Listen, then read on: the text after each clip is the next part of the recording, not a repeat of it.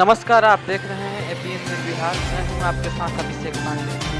केसरिया नगर panchayat ward number 1 और 2 में कार्डधारी का कार्ड डीलर द्वारा जबरदस्ती रख लेना और साथ ही राशन देने के लिए 4 दिनों से दोहराने के बावजूद भी राशन नहीं देने पर एक महिला ने मीडिया के माध्यम से डीलर पर लगाई गंभीर आरोप।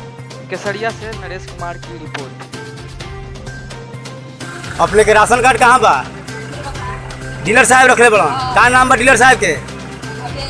भवेश कुमार। अच्छा, ये कई महीने के राशन दिलन? फ्री मिलल है? कार्तिक सब लेके दे देनी। कोई आदमी के नाम बा राशन कार्ड में? 2 आदमी के तो 2 दिन 20 किलो चाहिए। कितना दिलन हवे? 10 किलो दिलन हवे। हाँ,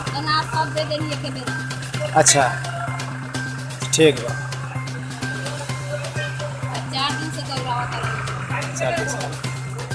ऐसे ही ताज़ा अपडेट पाने के लिए हमें YouTube पे सब्सक्राइब करें, साथ ही ट्विटर, इंस्टाग्राम और फेसबुक पे फॉलो करें।